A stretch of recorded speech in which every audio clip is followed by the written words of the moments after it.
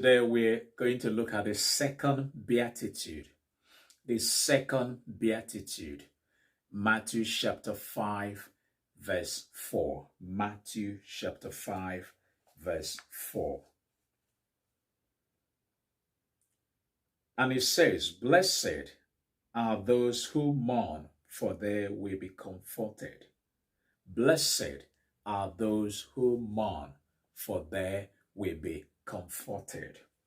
I just want to read another passage just to connect to that. Psalm 55. Psalm 55 verse 6 to 8.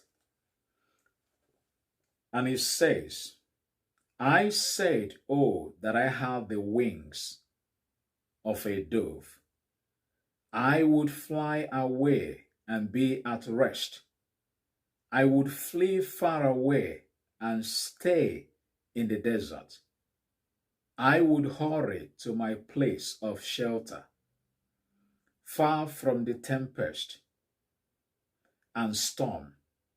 Lord, confuse the wicked and confound their words, for I see violence and strifes in the city." And that is verse 9. Okay?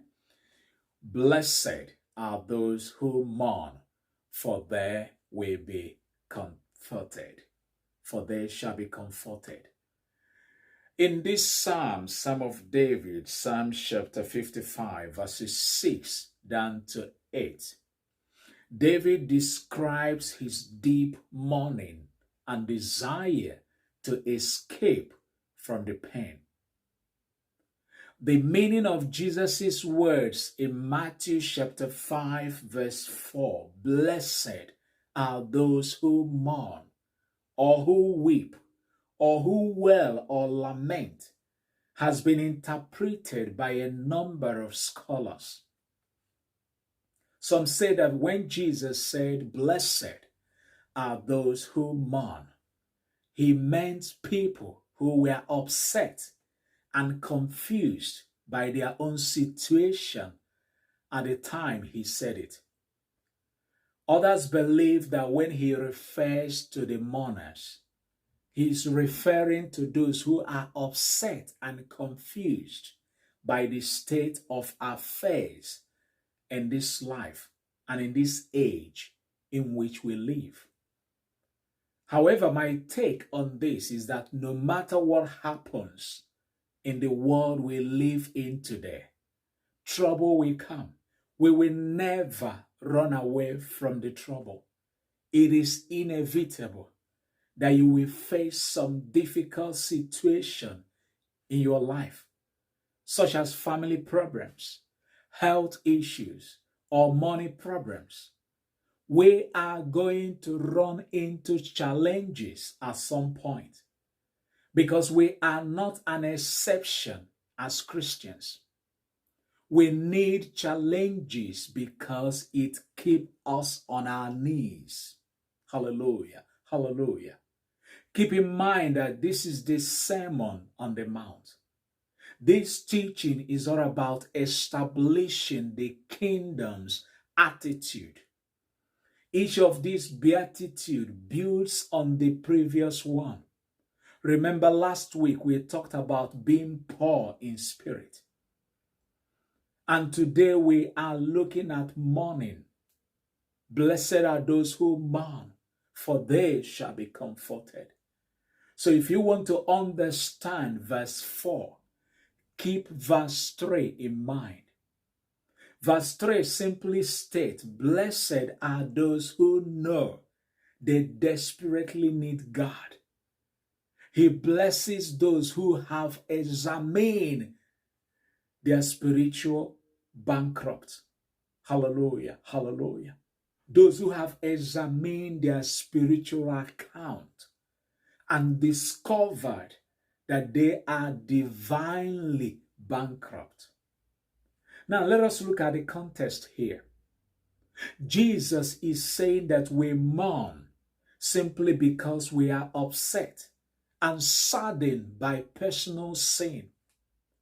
That is my understanding from the context of this passage. We can begin to see the link between the first beatitude of the poor and those who recognize how poor they are, to the point of mourning how broke they truly are. Verse 3 says, I acknowledge that I'm dependent on God for my survival. Then verse 4 says, I mourn because I am tempted to live without him. You express your sorrow because you try to do it without him.